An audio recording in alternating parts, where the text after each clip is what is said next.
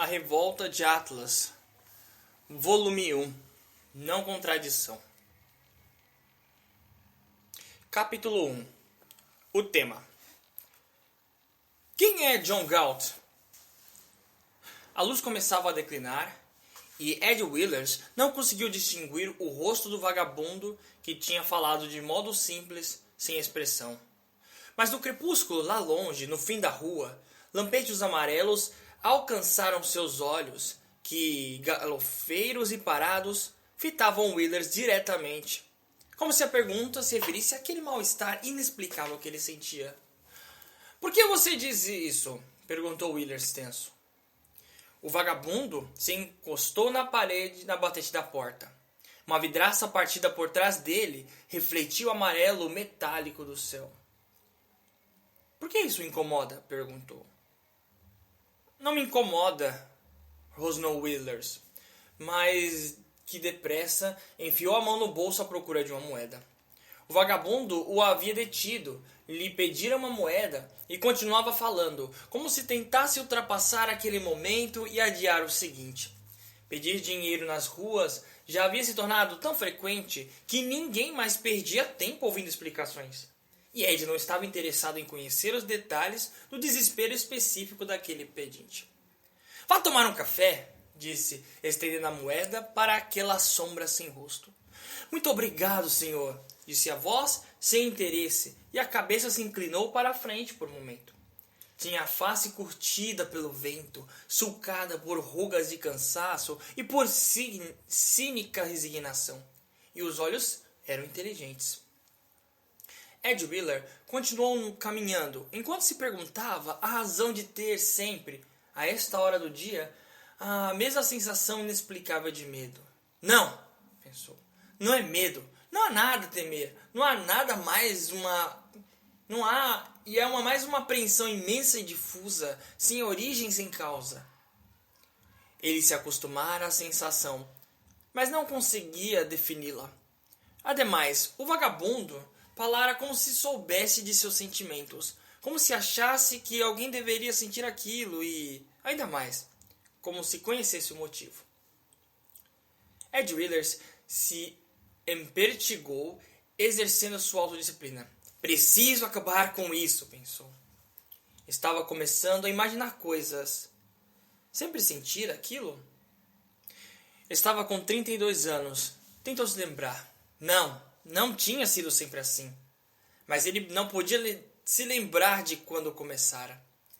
A sensação lhe chegara subitamente, a intervalos irregulares. E agora estava mais insistente que nunca. "É o crepúsculo", pensou. "Eu detesto o crepúsculo."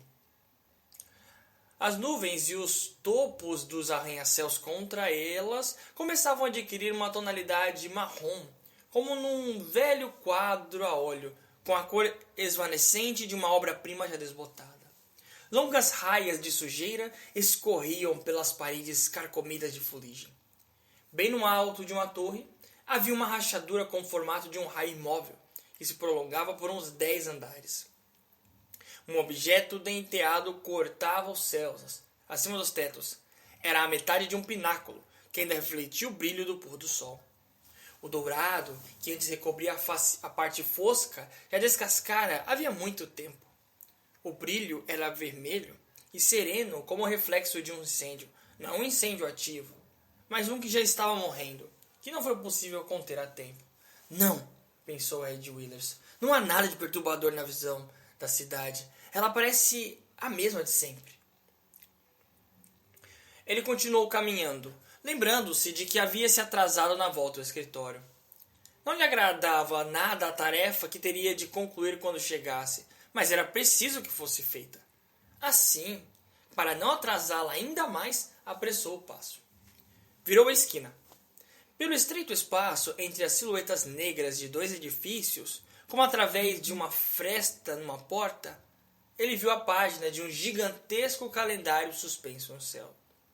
Era o calendário que o prefeito de Nova York tinha colocado, no ano anterior, no topo de um edifício, de tal modo que os cidadãos pudessem ver os dias do mês como viam as horas, olhando de relance para o alto do prédio. Era um retângulo branco sobre a cidade, que informava a data aos homens nas ruas lá embaixo. Na luz, cor de ferrugem do crepúsculo, o retângulo avisava: 2 de setembro. Ed Willers desviou o olhar. Jamais gostara de ver aquele calendário. Era uma visão que o perturbava de um modo que não podia explicar nem definir. A sensação parecia se misturar àquela de constrangimento que há pouco experimentara. Tinha as mesmas características. Pensou subitamente que havia uma frase, uma citação, que expressava o que o calendário lhe parecia sugerir. Mas não pôde se lembrar. Caminhou, procurando alcançar mentalmente uma frase que pairava em seu espírito como uma forma vazia. Não conseguia preenchê-la, nem descartá-la. Olhou para trás. O retângulo branco, lá no alto, continuava proferindo sua sentença. 2 de setembro. Ed Willers baixou o olhar para a rua, para uma carrocinha de verduras parada diante de uma casa de pedra.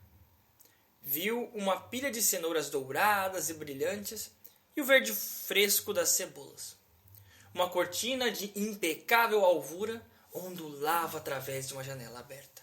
Um ônibus, dirigido por um motorista competente, virava uma esquina. Perguntou-se por que voltara a se sentir tranquilo. E também por que desejava subitamente que essas coisas todas não fossem deixadas a descoberto, desprotegidas contra o espaço vazio de cima. Quando chegou à Quinta Avenida, olhou as vitrines pelas quais passava.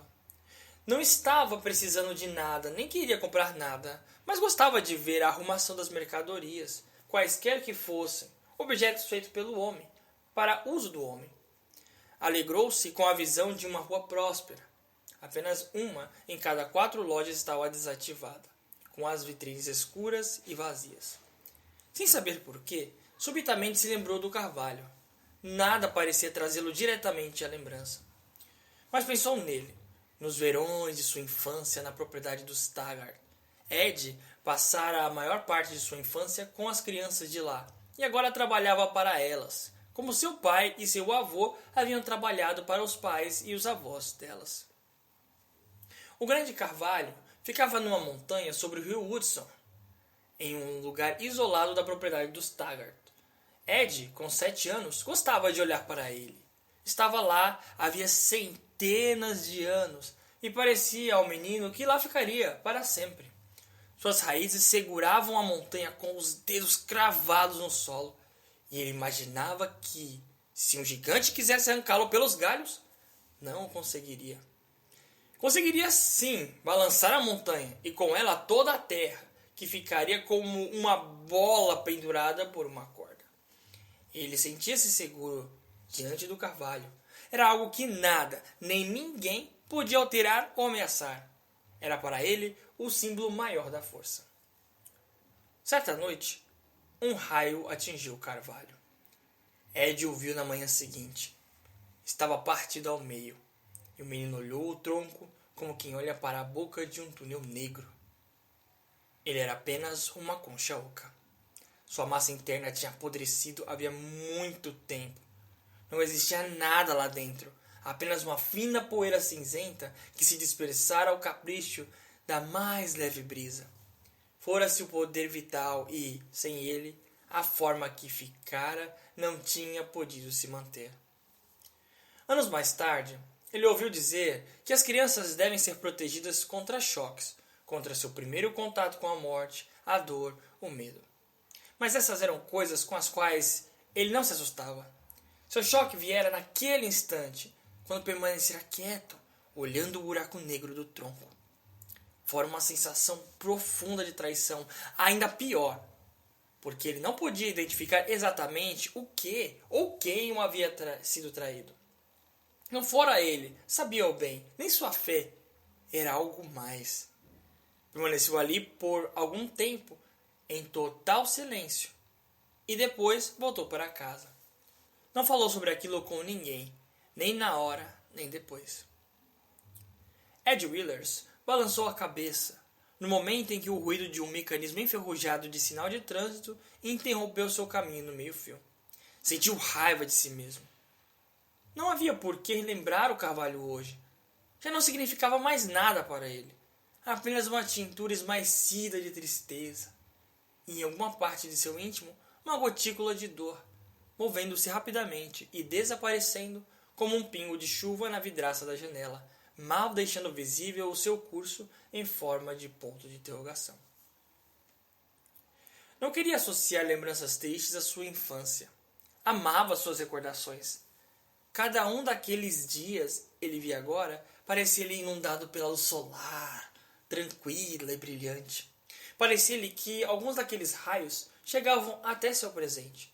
Não eram raios exatamente, mas pareciam pequenos pontos de luz que conferiam um ocasional momento de brilho ao seu trabalho, ao seu apartamento, onde vivia solitário, no ritmo calmo e escrupuloso de sua existência. Lembrou-se de um dia no verão, quando tinha 10 anos.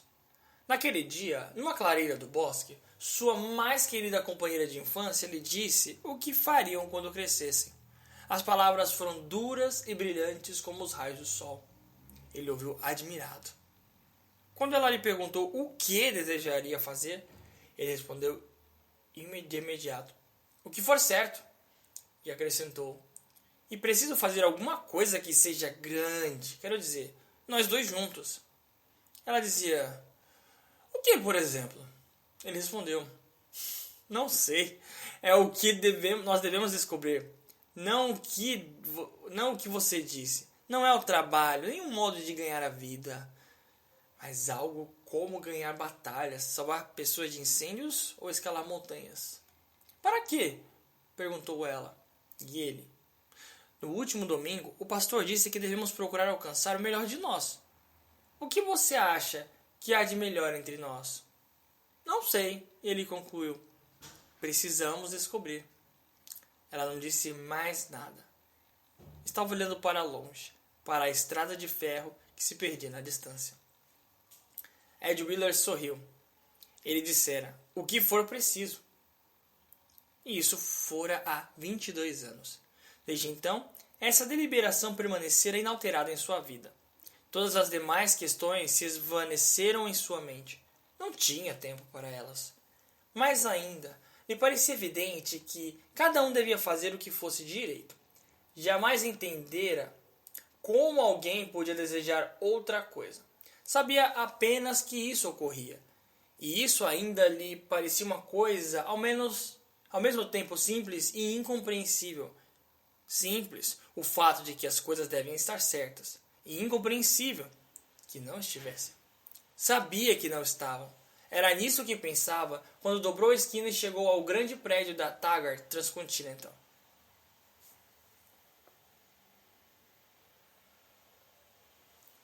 O edifício era a mais alta e mais orgulhosa construção da rua. Wheelers sempre sorria ao primeiro impacto de sua visão. Todas as janelas nas longas fileiras estavam intactas, ao contrário das dos prédios vizinhos. Suas linhas ascendentes cortavam o céu sem cantos empoeirados ou sem bordas quebradas. Ele parecia ser imune ao próprio tempo, sempre incólume. Estaria ali sempre, pensou. Cada vez que ele entrava no edifício Taggart, experimentava uma sensação de alívio e segurança. Aquele era o lugar de competência e do poder. O piso da entrada era um verdadeiro espelho feito de mármore. Os gelados retângulos das luminárias pareciam pedaços de luz sólida. Por trás das divisórias de vidro, filas de moças batiam a máquina. O ruído das teclas parecia o som de rodas de trem. E, como um eco, às vezes, um tremor discreto atravessava as paredes, vindo lá de baixo do prédio, dos túneis do grande terminal, de onde os trens partiam e para onde convergiam, para cruzarem o continente e pararem depois de cruzar de novo, como partiam e paravam geração após geração. Taggart Transcontinental, pensou Ed Wheelers, de oceano a oceano. O orgulhoso slogan de sua infância, tão mais brilhante e sagrado do que qualquer dos mandamentos da Bíblia. De oceano a oceano, para sempre. Continuou pensando, enquanto caminhava para o coração do edifício, o escritório de James Taggart, presidente da Taggart Transcontinental. James Taggart estava sentado à mesa de trabalho. Parecia um cinquentão que tivesse chegado à tal idade diretamente da adolescência, sem passar pelo estágio intermediário da juventude. Tinha a boca pequena e petulante e alguns raros fios de cabelo que se levavam na fronte calva. Seu ar desleixado e sua má postura pareciam desafiar o corpo alto e esguio, cuja elegância, condizente com a de um aristocrata confiante, transformava-se na falta de jeito de um palerma. A pele do rosto era pálida e macia. Os olhos, mortiços e velados, em movimentos lentos e incessantes, deslizavam pelas coisas como num eterno ressentimento por elas existirem. Parecia obstinado e gasto. Tinha 39 anos. Levantou a cabeça irritado ao som da porta que se abria. Não me perturbe! Não me perturbe! Não me perturbe! Disse James Taggart. Ed Withers se dirigiu para a mesa. É importante, Jim, disse, sem levantar a voz. Está bem, está bem. De que se trata? Withers olhou para um mapa na parede do escritório. Suas cores, por trás do vidro da moldura, estavam desmaiadas. E ele se perguntou quantos presidentes Taggart haviam se sentado diante desse mapa e por quantos anos. A rede ferroviária Taggart Transcontinental era uma trama de linhas vermelhas que cortava o corpo empalecido do país, de Nova York a São Francisco, e parecia uma rede de vasos sanguíneos. Como se o sangue, uma vez, muito tempo atrás, tivesse atingido a artéria principal e, sob a pressão de sua própria intensidade e abundância, tivesse se ramificado ao acaso, preenchendo, por fim, todo o país. Uma tira vermelha se retorcia desde Cheyenne a Wyoming até El Paso, Texas, a linha Rio Norte da Taggart Transcontinental. Novas rotas haviam sido adicionadas recentemente, e o grande veio vermelho se estendia ao sul para além de El Paso. Wheeler se virou abruptamente quando seus olhos encontraram aquele ponto do mapa. Ele olhou para Taggart e disse: Trata-se da linha Rio Norte. Viu o olhar de Taggart se desviando para baixo, correndo pela beira da escrivaninha. Então continuou. Tivemos outro acidente. Acidentes ferroviários ocorrem todos os dias. Você tinha que me incomodar com isso? Você sabe do que eu estou falando, Jim. A Rio Norte está liquidada. Aquela via acabou. Toda ela. Estou providenciando trilhos novos. Wheelers continuou como se não tivesse havido resposta alguma. A via está acabada. Não adianta mais pôr trens para andar nela. As pessoas já estão desistindo deles. Na minha opinião, não há uma só ferrovia no país que não tenha alguns setores deficitários. Não somos os únicos. É uma situação nacional, temporária, mas nacional. Wheelers permaneceu em silêncio, olhando para ele. O que Taggart detestava nele era o seu hábito de olhar diretamente para os olhos das pessoas. Os olhos de Wheelers eram azuis, grandes e penetrantes. Os cabelos eram louros, o rosto quadrado nada tinha de notável, a não ser o ar de escrupulosa atenção e curiosidade.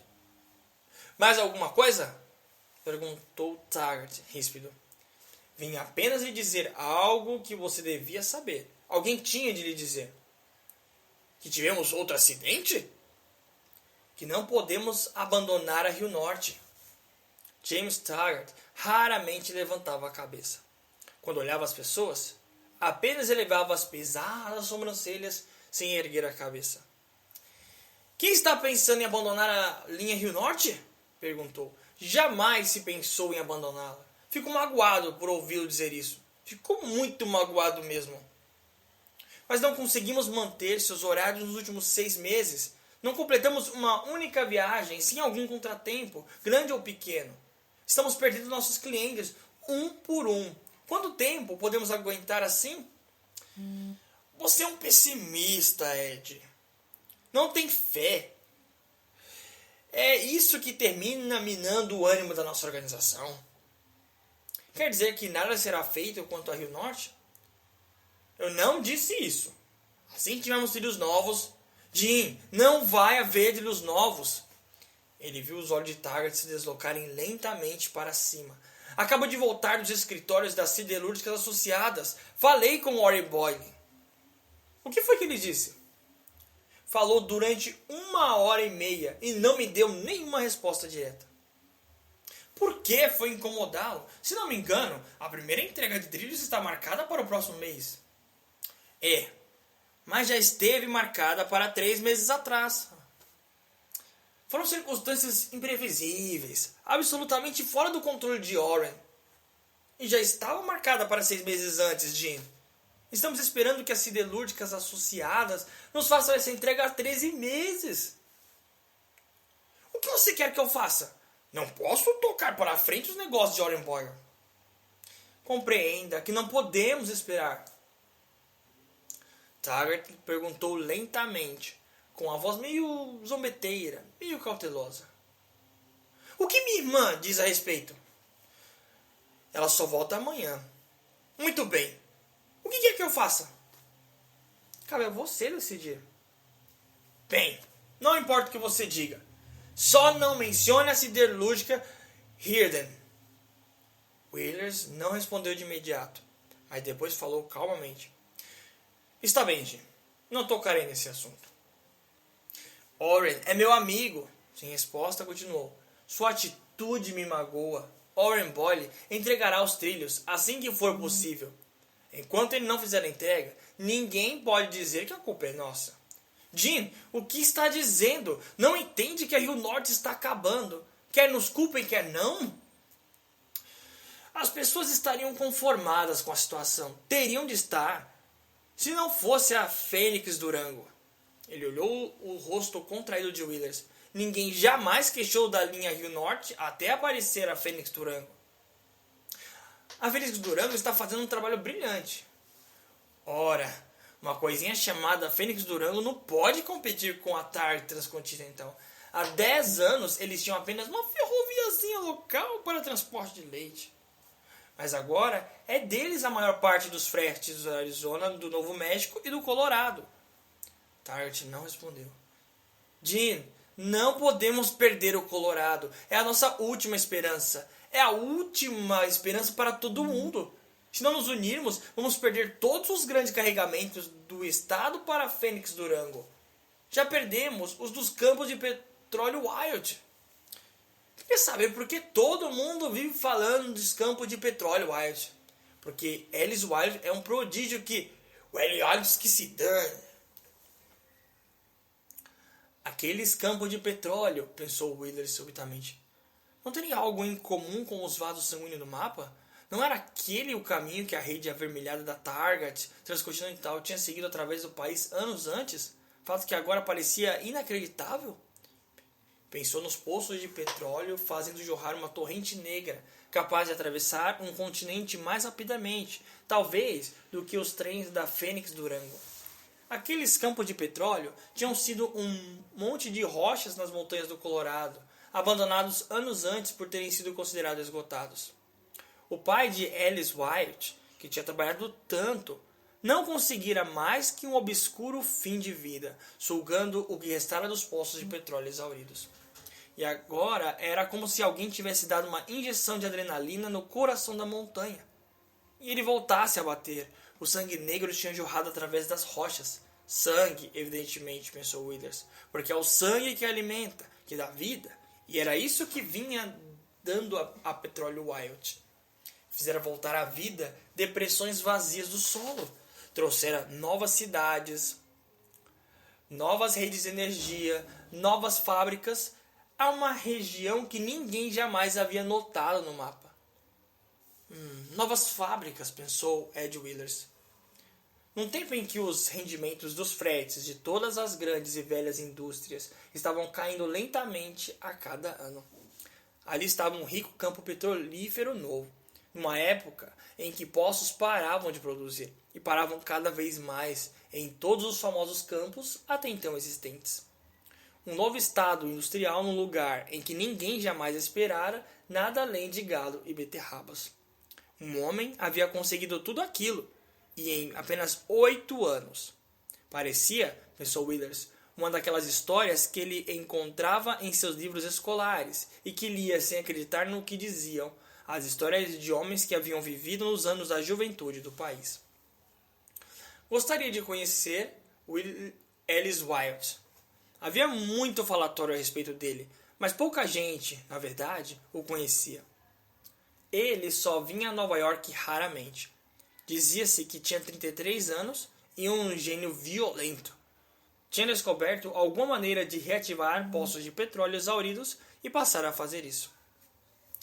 Elias Wyatt é um calhorda ambicioso que só se interessa por dinheiro, disse Taggart. Para mim, há coisas mais importantes do que ganhar dinheiro. Do que está falando, Jim? Isso não tem nada a ver com... Além do mais, ele nos traiu. Nós demos atendimento aos campos petrolíferos da Wyatt durante anos, com a maior eficiência. Nos tempos do velho Wyatt, levávamos um carro-tanque por semana. Não estamos mais nos tempos do velho Wyatt, Jim. A Fênix Durango carrega 2 carros-tanques por dia regularmente para eles.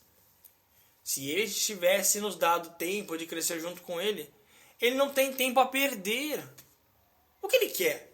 Que abandonemos todos os nossos outros fretes, que sacrifiquemos interesses do país inteiro e que demos a ele todos os nossos trens? Não é isso. Ele não espera nada. Ele apenas faz negócios com a Fênix Durango. Para mim, ele não passa de um bandido inescrupuloso e destrutivo. Uma revista irresponsável que está sendo hipervalorizado. Era estranho perceber uma súbita emoção na voz sem vida de James Taggart. Não estou tão seguro assim de que os campos petrolíferos deles sejam mesmo um benefício tão notável. Ao meu ver, ele deslocou a economia do país inteiro. Ninguém esperava que o Colorado se tornasse um estado industrial. Como podemos ter qualquer segurança ou planejar seja o que for se tudo muda a toda hora? Pelo amor de Deus, Jim, ele está... Sim, eu sei, ele está ganhando dinheiro. Mas para mim, não é esse o critério adequado para medir o valor de um homem na sociedade. E quanto ao petróleo dele, que o Wyatt viesse até nós e esperasse a sua vez, como fazem os outros contratantes de frete. E não pretendesse mais que a parte que lhe coubesse no transporte. É o que ele teria feito, se não fosse a Fênix Durango. Não é a nossa culpa se temos de enfrentar esse tipo de competição destrutiva. Ninguém pode pôr a culpa em nós. A pressão no peito e nas têmporas, pensou Willers, devia decorrer do esforço que ele estava fazendo. Decidira deixar as coisas claras de uma vez por todas. E assim, elas estavam tão claras, pensou, que nada podia impedir Taggart de compreender tudo, a menos que ele, Willers, não estivesse sabendo se expressar. Por isso se esforçara tanto. Mesmo assim, sentia que estava fracassando. Tal como costumava acontecer em todas as suas discussões. Dissesse ele o que dissesse, os outros nunca pareceriam falar sobre o mesmo assunto que ele. Jim, o que está dizendo? De que importa que ninguém coloque a culpa em nós se a ferrovia está apodrecendo?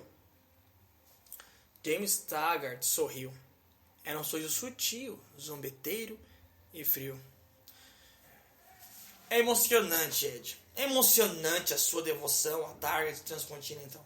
Se você não tomar cuidado, vai se transformar num servo feudal. É o que sou, Jim. Mas posso perguntar se faz parte das suas atribuições discutir esses assuntos comigo? Não, não faz. Então, por que você não aprende que temos departamentos que se encarregam das coisas? Por que não vai falar sobre tudo isso com uma pessoa encarregada? Por que não vai chorar no ombro da minha querida irmã?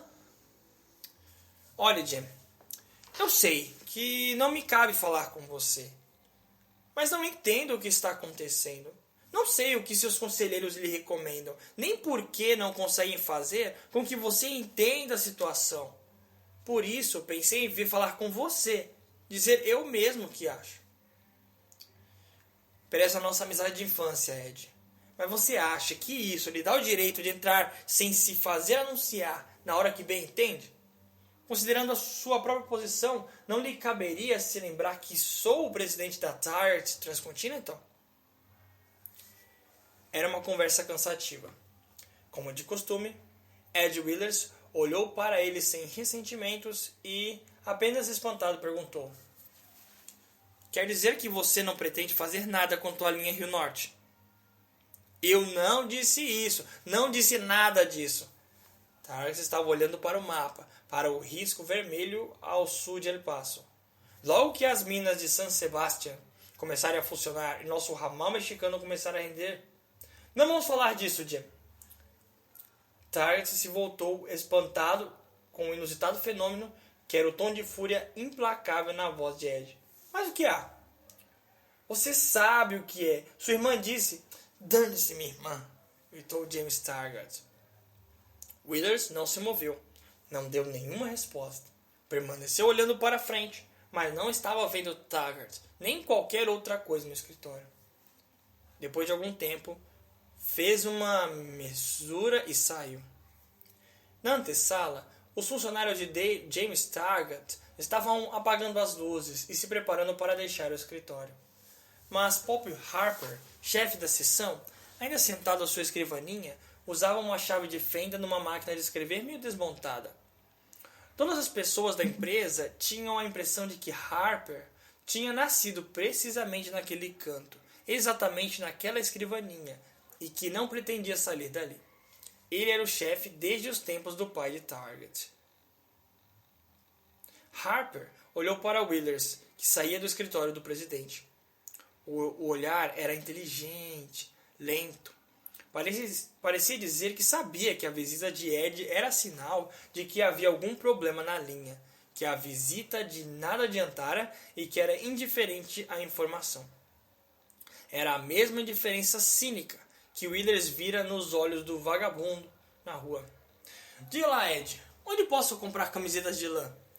Procurei por toda a cidade e não encontrei nenhuma. Não sei, respondeu Willers parando. Por que me pergunta? Pergunta a todo mundo. Alguém há de saber me responder. Willers olhou, pouco à vontade, para o rosto macilento, os cabelos brancos. Está frio aqui dentro, disse o Harper. Este ano o frio vai ser maior. O que está fazendo? Perguntou Willers, apontando para as peças da máquina. A danada enguiçou novamente. Não adianta mandar revisar fora. Da última vez, levaram 3 meses para consertá-la. Pensei em resolver eu mesmo, ainda que apenas um conserto provisório. Deixou o punho cair sobre as teclas. Você está pronta para ver a sucata, companheira? Seus dias estão contados. Você está pronto para ver a sucata, companheira? Seus dias estão contados. Ed se sobressaltou. Era aquela a frase que ele estava tentando lembrar. Seus dias estão contados. Mas ele não se lembrava do contexto em que tentara se recordar dela. Não adianta, Ed, disse Harper. Não adianta o quê? Nada, coisa nenhuma. O que está acontecendo, Pop? Não vou requisitar uma nova máquina. As novas são feitas de lata. Quando as velhas se acabarem, vai ser o fim da escrita à máquina. Houve um incidente no metrô hoje de manhã. Os freios não funcionavam. Vá para casa, Ed. Ligue o rádio e ouça uma boa música para dançar. Esqueça, menina.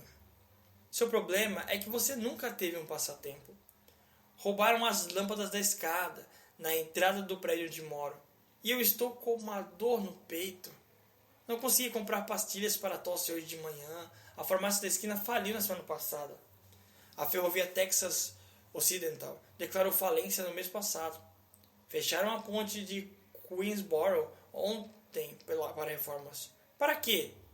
Quem é John Galt? Ela estava sentada do lado da janela, no trem, a cabeça reclinada e uma das pernas estendida sobre o assento vazio à sua frente. Toda a janela tremia em seus encaixes com a trepidação. A vidraça estava fechada para o vazio da escuridão e pontos de luz atravessavam o vidro de quando em vez, deixando rastros luminosos. Sua perna, moldada pela meia de seda apertada, era longa e reta, terminando no arco do pé, calçado num fino sapato de salto, e mostrava uma elegância feminina em nada condizente com a cabine poeirenta e também estranhamente em desacordo com a imagem geral dela. Ela usava um casaco de pele de camelo já bem surrado, que tinha custado caro e parecia estar jogado com descuido sobre seu corpo, magro e nervoso. Mantinha levantada a gola, que quase tocava a aba inferior do chapéu. Uma onda de cabelos castanhos se estendia por trás até os ombros. O rosto era anguloso, fino o traço da sua boca, uma boca sensual, fechada com precisão inflexível. Estava com as mãos nos bolsos do casaco, rígida, como se a imobilidade lhe fosse desagradável. Seu ar era pouco feminino, como se não tivesse consciência do próprio corpo e de que este era um corpo de mulher. Ouvia a música. Era uma sinfonia triunfal. As notas flutuavam, falavam de elevação espiritual e eram a própria elevação espiritual. Eram a essência e a forma do movimento ascensional. Pareciam simbolizar todo o ato e pensamento humanos associados com o princípio da ascensão. Era uma explosão sonora, emergindo de um esconderijo e se espalhando por toda parte. Tinha a força da liberdade e a tensão da firmeza. Varria todo o espaço e nada deixava atrás de si, senão a alegria do esforço que não encontra barreiras. Apenas um pequeno eco falava da sombra de onde havia escapado a música, mas falava com uma perplexidade alegre ao descobrir que não havia nada feio ou doloroso, nem era preciso que houvesse. Era a música de uma imensa libertação. Ela achou, pelo menos por alguns momentos, enquanto duravam a sensação, que era perfeitamente legítimo se render totalmente, esquecer tudo e se deixar ficar apenas sentindo. Pensou. Deixe tudo para trás, desligue-se de tudo. É isso. Em alguma parte da sua mente, por baixo da música, ouviu o som das rodas nos trilhos. Elas mantinham um ritmo regular, com acento em cada quarta batida, como se tivessem uma consciência. Podia relaxar, já que ouvia as rodas.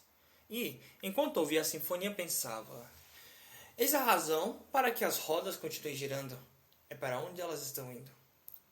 Jamais ouvira a sinfonia, mas sabia que fora composta por Richard Hurley. Reconhecia a violência e a magnífica intensidade dos sentimentos. Reconhecia o estilo e o tema. Era uma melodia, ao mesmo tempo clara e complexa, composta numa época em que ninguém mais cuidava de melodias. Ficou olhando para o teto da cabine sem vê-lo, até esquecer onde estava. Não sabia se ouvia uma orquestra sinfônica ou apenas um tema da música. Talvez a orquestração estivesse em sua cabeça. Pensou vagamente que não houvera ecos premonitórios desse tema em todo o trabalho de Richard Hurley, durante todos os anos de sua longa luta, até o dia em que, já homem de meia idade, ele vira a fama chegar subitamente e o derrubar.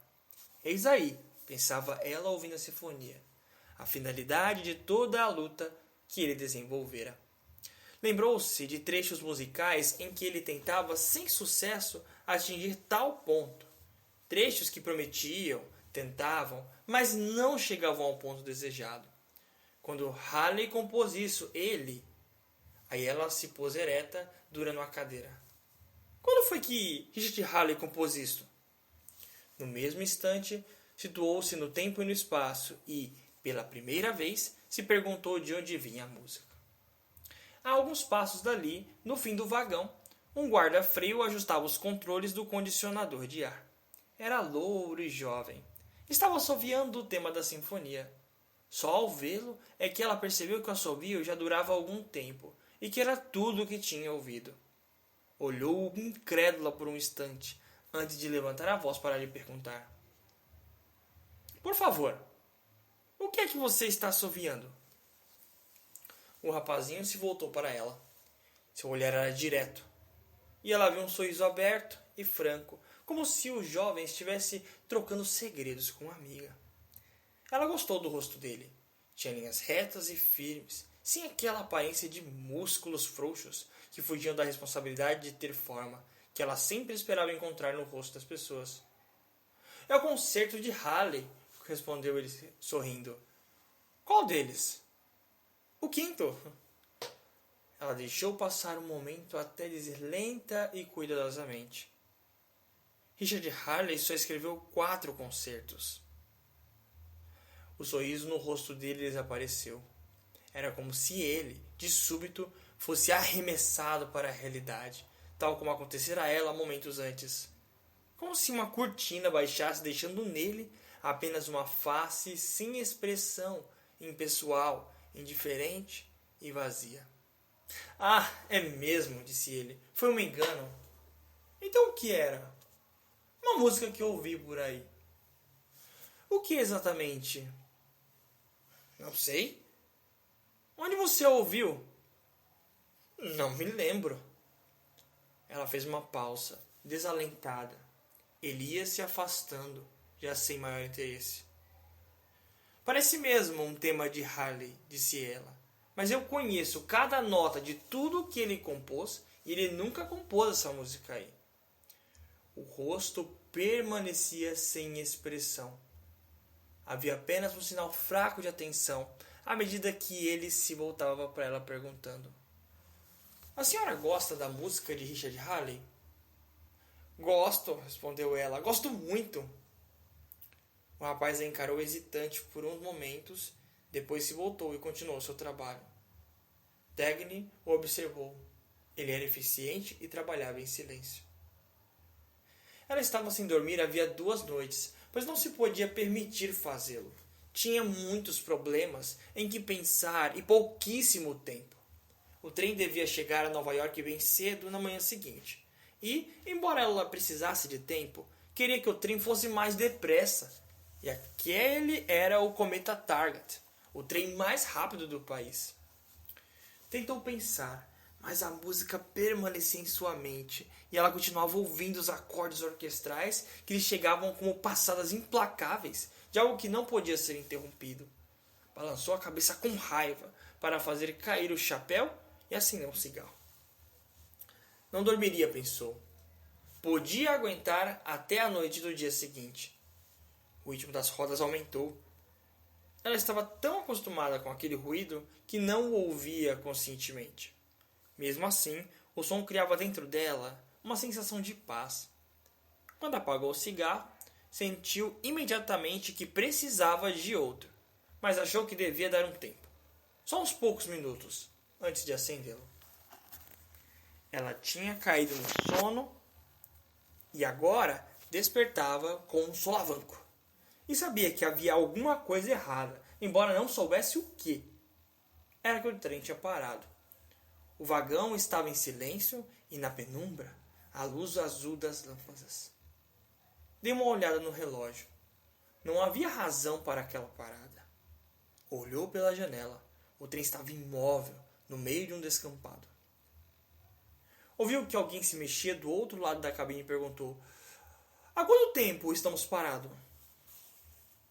Mais ou menos 1 hora, respondeu a voz de um homem, indiferente. Ele olhou para ela, espantado, pois ela se levantara e correra para a porta. Havia lá fora um vento frio e uma extensão vazia de terra debaixo de um céu vazio. Ela ouviu um ruído de plantas que se agitavam na escuridão. Lá na frente, divisou os vultos de homens de pé, perto da locomotiva.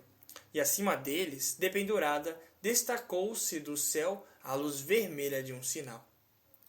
Caminhou rapidamente na direção deles, vendo desfilarem por ela as rodas imóveis do trem. Ninguém se dignou a olhar para ela quando chegou junto deles. Lá estavam alguns membros da tripulação e alguns passageiros aglomerados embaixo da luz vermelha, parados e conversando numa plácida indiferença. O que está vendo? Perguntou. O maquinista se virou espantado. A pergunta havia soado como uma ordem, não como uma curiosidade amadorística de um passageiro. Ela conservava as mãos nos bolsos, a gola levantada. O vento agitava seus cabelos e os fazia bater-lhe no rosto. Sinal vermelho, senhora, disse ele apontando com o polegar. Há quanto tempo está assim? 1 hora. Estamos fora da linha principal, não estamos? Sim, senhora. Por quê? Não sei. Eu acho, disse o chefe do trem, que a chave não estava funcionando direito. Não tínhamos nada que ter saído para esse desvio. E essa coisa aí, acrescentou, apontando para o sinal vermelho. Para mim está quebrada. Não vai mudar de cor. E que providência estamos tomando? Estamos esperando que a luz mude. O silêncio dela era de raiva. O foguista riu. Na semana passada, o espacial da Sul Atlântica foi largado a um desvio durante 2 horas, só por causa do erro de alguém. Este é o cometa Target. O cometa nunca chegou tarde. É o único trem no país que nunca se atrasou, disse o maquinista.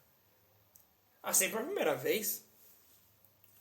A senhora não entende de ferrovias, moça, disse o passageiro. Não há um só sistema de sinais. Nem um só despachante no país que valham alguma coisa. Ela não se voltou nem olhou para ele, mas falou para o maquinista. Já que o senhor sabe que o sinal está quebrado, o que pretende fazer? O homem não gostou do seu tom autoritário e não pôde entender por que ela o adotava com tanta naturalidade. Parecia uma mocinha. Só a boca e os olhos mostravam que tinha quase 30 anos. Os olhos cinza escuro eram diretos e perturbadores, como se atravessasse as coisas, empurrando para o lado tudo o que era irrelevante. O rosto lhe parecia levemente familiar, mas não se lembrava de onde o conhecia. Minha senhora, não tenho a intenção de arriscar minha pele, respondeu ele. Ele quer dizer que a nossa obrigação é cumprir ordens.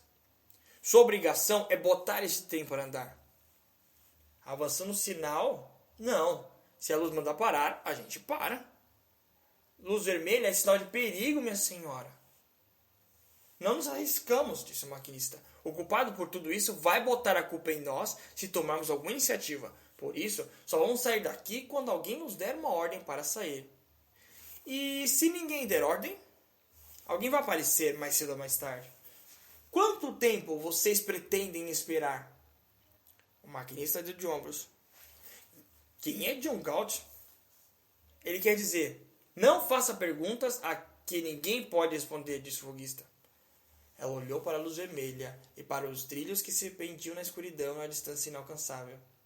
Disse então, avance com cuidado até o próximo sinal. Se estiver em ordem, vá para a via principal e aí pare no primeiro centro de controle. Ah, é? Por ordem de quem? Minha. E quem é a senhora? Foi apenas uma pausa, um momento de perplexidade diante de uma pergunta pela qual ela não esperara. Mas o maquinista olhou para o seu rosto com mais atenção e exclamou, Meu Deus! Ao mesmo tempo que ela respondeu, sem tom de ofensa, apenas como quem não ouve a pergunta com muita frequência. Dagny Taggart. Essa não! Exclamou o foguista, quando o silêncio pesado caiu sobre todos. Ela continuou com o mesmo tom de autoridade tranquila. Prossiga até a via principal e pare o trem para mim no primeiro escritório ferroviário para encontrar aberto. Sim, senhora. É preciso compensar o tempo perdido. Você tem todo o resto da noite para fazê-lo. Faça o cometa chegar dentro do horário previsto. Sim, senhora. Quando ela já se virava para se afastar, a voz do maquinista a interrompeu. Se houver algum problema, a responsabilidade da senhora? É. O chefe do trem a seguiu enquanto ela retornava. Parecia desnorteado e dizia, mas num vagão comum? Senhora Target, por quê? Por que não nos avisou? Ela sorriu com naturalidade. Não tinha tempo para formalidades. Meu vagão particular foi atrelado ao número 22 em Chicago, mas saltei em Cleveland. E, como o trem estava atrasado, passei para o cometa, sem o meu vagão. Não havia mais lugar em nenhum vagão-leito. O chefe do trem sacudiu a cabeça. O irmão da senhora não teria embarcado num vagão de segunda. Ela riu, concordando. É verdade. Os homens perto da locomotiva a observava enquanto ela se afastava. O jovem guarda-freios que estava entre eles perguntou apontando para ela: quem é aquela, afinal? Aquela é a pessoa que manda na Target Transcontinental, disse o maquinista. Em sua voz parecia ouvir-se um tom de respeito genuíno. Ela é a vice-presidente de operações da Target Transcontinental. Quando o trem deu a partida, com seu apito estridente ressoando pelos campos, Dagny sentou-se perto da janela e acendeu outro cigarro. Pensava: está tudo caindo aos pedaços, exatamente como aqui, por todo o país. Coisas assim podem acontecer em qualquer parte e a qualquer momento. Mas não sentia ansiedade ou raiva. Sabia que não tinha muito tempo pela frente para isso. Este ia ser apenas mais um assunto a ser discutido entre muitos outros. Sabia que o superintendente da divisão de Ohio não era dos melhores, mas era amigo de James Taggart. Algum tempo atrás, ela deixara de insistir em sua demissão porque não tinha ninguém melhor para o substituir no cargo. Como era difícil encontrar pessoas competentes. Mas tinha de se livrar dele e dar seu posto a Owen Kellogg, um engenheiro jovem que estava realizando um trabalho brilhante como assistente administrativo no terminal Taggart de Nova York. Na verdade, era Kellogg que estava dirigindo o terminal. Durante algum tempo, ela havia observado seu trabalho. Vivia procurando centelhas de competência como se fosse uma obstinada catadora de diamantes num monturo. Kellogg era ainda muito moço para ser nomeado superintendente de divisão. Ela pretendia esperar mais um ano, mas agora não havia tempo a perder. Precisava falar com ele logo que chegasse. A faixa de terra, que se via vagamente pela janela, começava agora a correr mais depressa, transformando-se numa tira cinzenta. Através das secas frases que povoavam seus pensamentos, verificou que havia tempo para sentir algo. A dura e exultante sensação de estar agindo.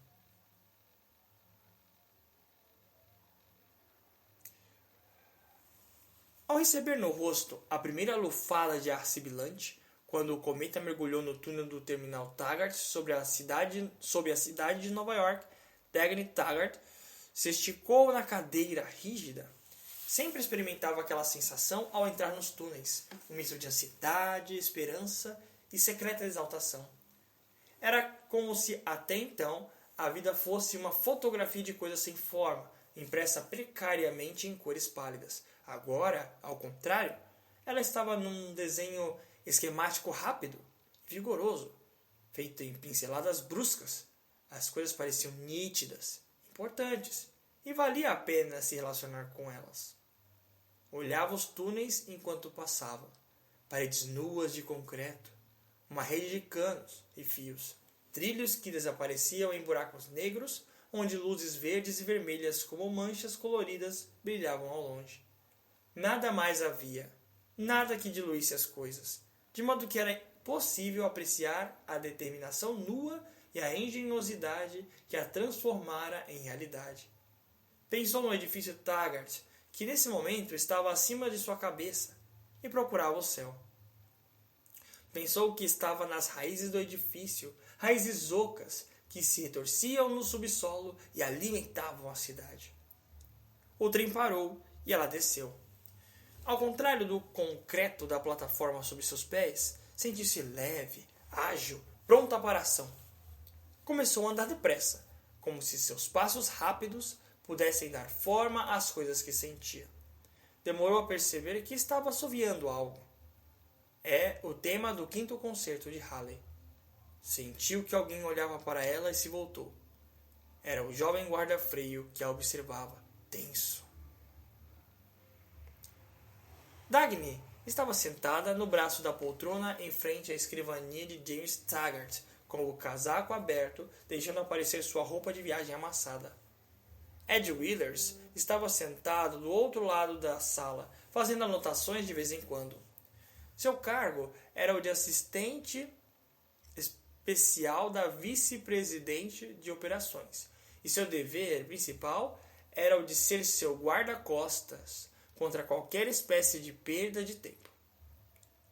Ela lhe pedia para sempre estar presente em reuniões desse tipo, porque assim não precisaria lhe explicar nada depois.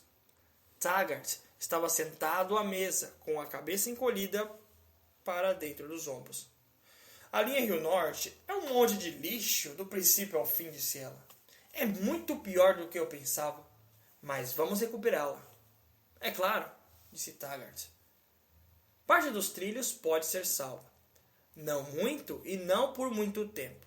Começaremos colocando trilhos novos nos trechos montanhosos. O Colorado primeiro. Trilhos novos em 2 meses. Oren Boyle disse que encomendei trilhos da siderúrgica Hearden. O leve pigarro que partiu de Ed Willers equivalia ao seu desejo refreado de aplaudir. Taggart não respondeu de imediato. Após uma pausa, disse: Dagny, por que você não se senta direito, como todo mundo faz? O tom de voz era petulante. Ninguém trata de negócios desse jeito. Eu trato. Ela esperou. Ele perguntou, evitando o olhar dela. Você disse que já encomendou os trilhos à siderúrgica Hearden? Ontem à noite, telefonei para ele de Cleveland. Mas a diretoria não autorizou. Eu não autorizei. Você não me consultou. Dagny estendeu o braço, pegou o telefone na mesa dele e ofereceu ao irmão. Ligue para Hearden e cancele o pedido. Taggart se encostou na mesa. Eu não disse que quero cancelar nada, retrucou irritado. Não disse isso, absolutamente. Então o pedido está de pé? Também não disse isso. Dagny se virou. Ed, mande preparar o contrato para a siderúrgica Hearden. Jim vai assinar. Tirou um pedaço amassado de papel de um dos bolsos e estendeu para Ed. Aqui estão os números e as cláusulas. Mas a diretoria ainda não... Foi dizendo Taggart. A diretoria não tem nada a ver com isso. Eles o autorizaram a comprar os trilhos 13 meses atrás. Quanto ao lugar onde você faz a compra, o problema é seu. Não acho direito tomar uma decisão dessas sem dar à diretoria uma chance de opinar. Nem vejo razão para que eu assuma a responsabilidade. Eu assumo. Mas os gastos que Hearden está cobrando menos do que as siderúrgicas associadas de Oren Boyle. Muito bem. Mas e Boyle, como fica? Já cancelei o contrato. Já poderíamos ter feito isso há 6 meses. E quando você fez isso? Ontem. Mas ele não me telefonou para confirmar. Ele não vai telefonar. Taggart baixou a vista. Dagny não entendia porque ele não gostava de ter que fazer negócios com Hearden e porque essa repulsa era assim disfarçada, estranha. A siderúrgica Hearden tinha sido o maior fornecedor da Taggart Transcontinental durante 10 anos, desde a primeira fornada da usina, no tempo em que o pai dela e de James era o presidente da rede. Durante uma década, a maior parte dos trilhos da companhia foram feitos pela Hearden. Não havia no país muitas firmas que entregassem as encomendas tal como haviam sido pedidas e dentro dos prazos fixados. A siderúrgica Hearden era uma dessas poucas. Se eu fosse louca, pensava Dagny, poderia concluir que meu irmão não gosta de negociar com Hearden porque este é extremamente eficiente em seu trabalho. Mas ela não podia tirar tal conclusão. Pensar assim era humanamente impossível. Não é justo, disse Taggart. O que quer dizer? Sempre negociamos com Hearden. Pareceu-me que devíamos dar uma oportunidade aos outros também. Ele não precisa de nós. Já cresceu bastante. Devemos ajudar os menores. Fazer com que cresçam. Senão estaremos estimulando o monopólio. Que bobagem, Jim. Por que somos obrigados a fazer pedidos exclusivamente a Hearden? Porque somos bem atendidos. Não gosto de Henry Hearden. Eu gosto. Mas isso não importa de qualquer modo. Precisamos de trilhos e ele é o único que pode fornecê-los. O elemento humano é muito importante. Você não tem sensibilidade para o fator humano. Não tenho mesmo. Se fizermos uma encomenda de trilhos,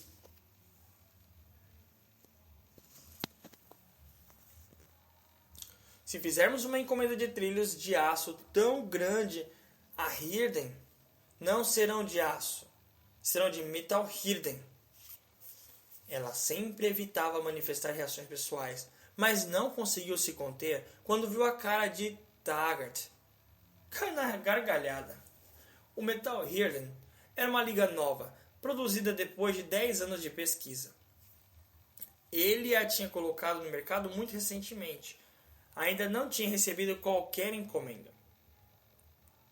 E, como a voz de Dagny subitamente se tornou fria e direta, Taggart ficou confuso ao ouvi-la. Chega, Jim. Sei perfeitamente tudo o que você vai dizer. Que ninguém usou a liga antes. Que ninguém ainda aprovou o Metal Hirden. Que ninguém se interessa por ele. Pois mesmo assim, nossos trilhos vão ser de Metal Hirden. Mas, gaguejou Taggart, mas ninguém ainda usou essa liga. E constatou com satisfação que Dagny ficou muda de irritação. Para ele, era um prazer observar emoções. Pareciam-lhe lanternas vermelhas ao longo do percurso desconhecido da personalidade do outro, que indicavam os pontos fracos. Mas ter emoções por causa de uma liga metálica era algo que ele não entendia. Assim como não podia entender o que significava tudo aquilo. Não podia, portanto, aproveitar essa sua descoberta em relação à emoção da irmã. As maiores autoridades em metalúrgica se mostram muito céticas a respeito do Metal Hirden. Dizem que, basta, Jim. Em que opinião você se baseia? Não peço opiniões. E como se decide? Pelo discernimento. Discernimento de quem? O meu. Mas quem você consultou? Ninguém. Que diabos você sabe sobre o Metal Hirden? Que é a melhor coisa que já foi posta à venda. Por quê? Porque é mais duro do que o aço, mais barato do que o aço e dura mais do que qualquer metal existente. Mas quem afirma isso? Jim, eu estudei engenharia. Quando vejo uma coisa, eu vejo. E o que você viu? A fórmula de Hirden e os testes que ele realizou com o metal. Bom, se fosse tão eficiente assim, alguém já teria usado. E ninguém usou. Ele viu a raiva estampada no rosto dela e continuou nervoso.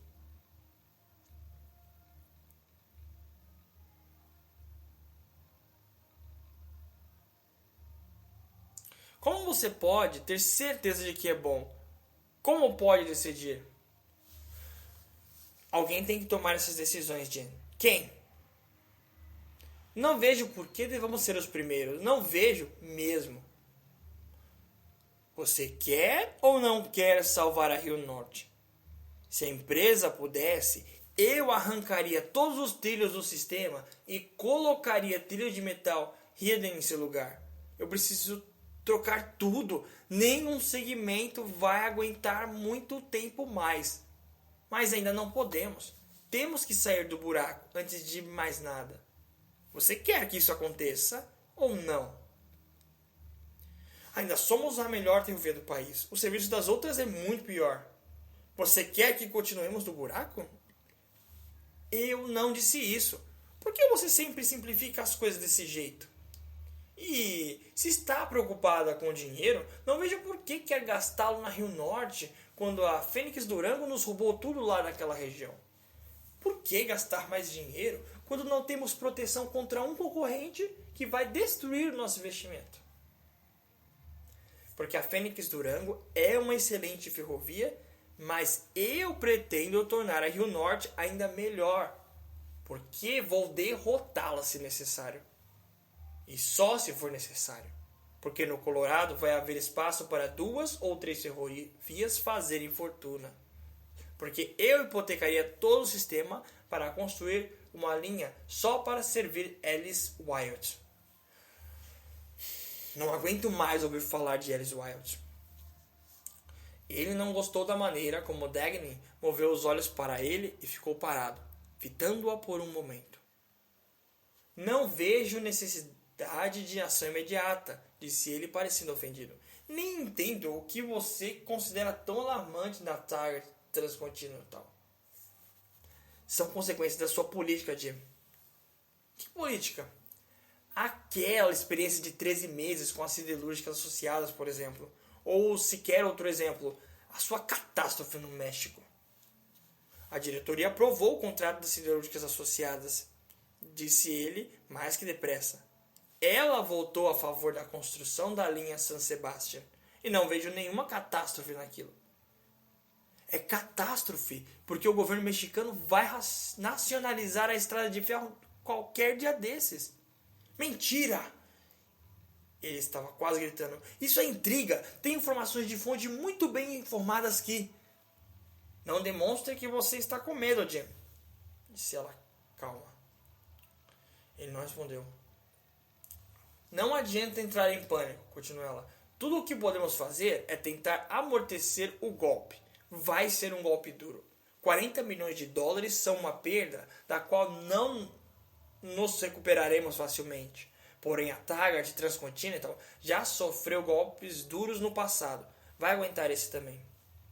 Recuso-me a considerar a possibilidade de que San Sebastián vá ser nacionalizado. Tudo bem. Recuse-se. Ela permaneceu em silêncio. E ele disse na defensiva. Não entendo por que você faz tanta questão de ajudar Alice Wilde, ao mesmo tempo que acha errado ajudar um país menos favorecido. Alice Wilde não está pedindo a ninguém que o ajude. E eu não estou aqui para ajudar ninguém. Estou operando uma ferrovia. Isso me parece uma visão muito estreita. Não entendo por que a gente deva ajudar um homem em vez de ajudar uma nação. Não estou interessada em ajudar ninguém. Estou interessada em ganhar dinheiro. Uma atitude pouco prática. Essa voracidade egoísta em relação ao lucro é coisa do passado. Todo mundo concorda que os interesses da sociedade como um todo devem vir na frente de qualquer negócio que... Por quanto tempo você vai ficar se esquivando do assunto, Jim? Que assunto? A encomenda de metal Hirden. Ele não respondeu. Examinava em silêncio. Seu corpo esguio, que estava a ponto de desmoronar de cansaço, parecia ser sustentado pela linha reta dos ombros. E os ombros eram mantidos por um esforço voluntário e consciente. Poucas pessoas apreciavam o rosto dela. Era frio, com os olhos vivos demais. Nada faria nascer em seu rosto tão suaves. As pernas bonitas, que desciam do braço da poltrona e ocupavam o centro do campo de visão de Taggart, o irritavam, por contradizer o restante de sua avaliação. Uma vez que ela se mantinha calada, ele perguntou. Você decidiu fazer a encomenda sem mais nem menos, num impulso, ao pegar um telefone? Decidi 6 meses atrás. Esperei apenas que Hank Hirden pusesse o metal na linha de produção. Não o chame de Hank Hirden. É vulgar. É assim que todos o chamam. Não mude de assunto. Por que você tinha que telefonar para ele ontem à noite? Não pude encontrá-lo mais cedo. Por que não esperou até chegar em Nova York? Porque vi a linha Rio Norte. Bem, preciso de um tempo para pensar. Levar o assunto da diretoria, consultar melhores. Não há tempo. Você não me deu tempo para formar uma opinião. Pouco me importa a sua opinião. Não vou discutir com você, nem com a sua diretoria, nem com os seus peritos. Você tem uma escolha a fazer e vai fazê-la agora. Diga apenas sim ou não. Isso é uma maneira descabida, arbitrária, arrogante de sim ou não. Esse é o seu problema. Você reduz tudo a sim ou não. As coisas não são absolutas assim. Nada é absoluto. Os trilhos são. Ou a gente compra ou não compra. Ela esperou e ele não deu resposta alguma. Então, você se responsabiliza? Sim. Então vá em frente, disse ele. Mas é por sua conta. Não cancelo o pedido, mas não vou prometer nada quanto o que direi à diretoria. Pode dizer o que bem entender. Ela se levantou para sair. Ele se inclinou para a frente sobre a escrivaninha, como para retê-la, sem querer iniciar a reunião de modo tão decisivo. Você compreende, evidentemente, que vão ser necessárias inúmeras providências para pôr tudo isso em ordem, disse Taggart, num tom de voz que parecia dar a entender que aqueles obstáculos lhe agradavam. A coisa não é tão simples assim. Claro, disse ela. Vou lhe mandar um relatório detalhado que Ed vai preparar e que você não vai ler. Ed me dará a convencer os outros. Eu vou a Filadélfia hoje de noite para ver Hirden. Temos muito trabalho a fazer, ele e eu, acrescentou. É só isso e nada mais que isso, Jim. Ela já se voltava para sair quando ele falou. Para você, tudo está bem porque você tem sorte. Os outros não fazem assim. Fazer o quê? As pessoas são humanas, sensíveis. Não podem dedicar uma vida inteira a metais e máquinas. Você tem sorte. Nunca teve sentimentos. Nunca sentiu nada. Dagny olhou para ele e em seus olhos escuros a perplexidade lentamente se transformou em indiferença. Depois surgiu neles uma expressão estranha que parecia de cansaço, porém exprimia muito mais que o esforço de suportar aquele momento. Jim, disse ela calmamente, eu creio que realmente nunca senti nada. Ed Willers seguiu-a até o escritório. Toda vez que ela voltava, ele sentia que o mundo se tornava claro, simples, fácil de enfrentar, e esquecia seus momentos de apreensão e dúvida. Ele era a única pessoa a achar completamente natural que ela ocupasse, sendo mulher, a vice-presidência de uma grande companhia de transportes. Ela lhe dissera, quando ele tinha 10 anos, que um dia chegaria, como chegara, a dirigir a companhia. Ele não se espantava com isso agora. Da mesma maneira que não se espantara quando ela fizera aquela afirmativa numa clareira do bosque. Quando chegaram ao escritório dela e Ed viu-a sentar-se à mesa e olhar os memorandos que ele deixara lá para ela, teve a sensação que usualmente experimentava em seu carro quando o motor pegava e ele se preparava para partir. Já ia deixá-la só, quando se lembrou de algo que ainda não lhe dissera.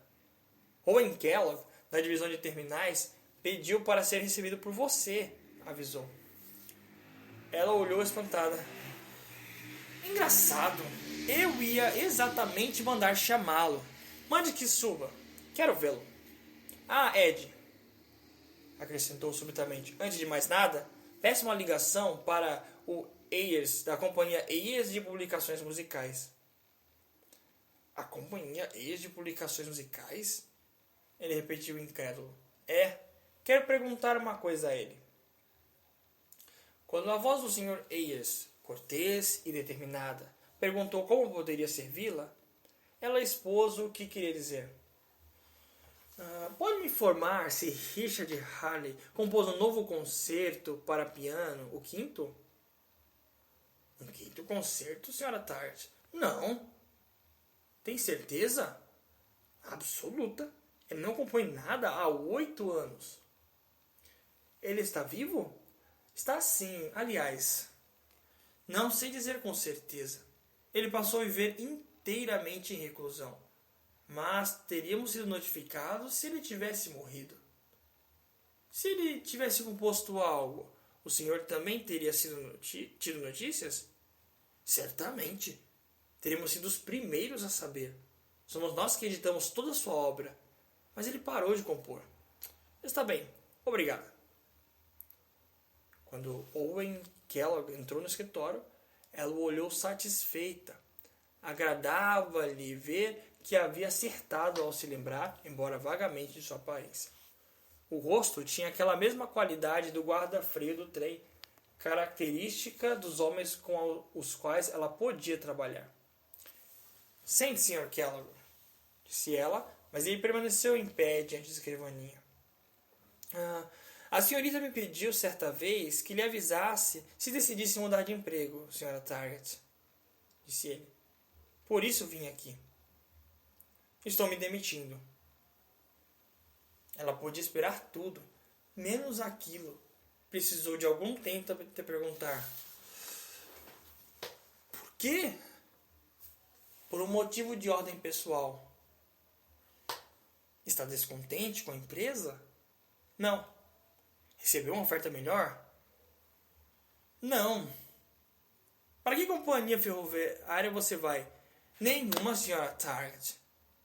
E vai trabalhar em quê? Ainda não decidi. Ela o examinava, sentindo-se vagamente mal. Não havia hostilidade no rosto dele. Kellogg a olhava diretamente. Respondia de modo simples e franco. Por que então deseja sair? É uma questão pessoal. Está doente? Tem algum problema de saúde? Não.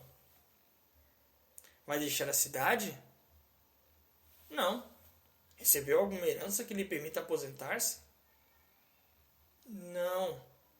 Vai trabalhar para viver? Sim.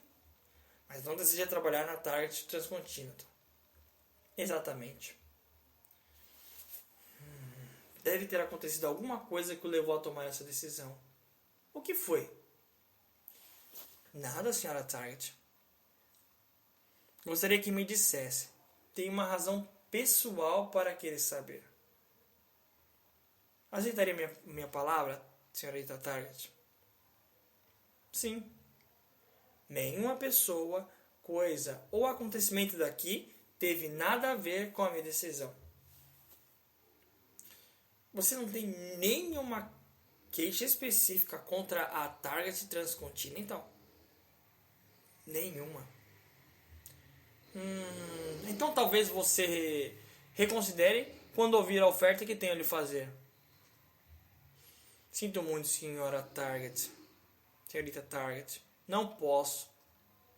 Posso lhe dizer o que tenho em mente? Se a senhorita desejar.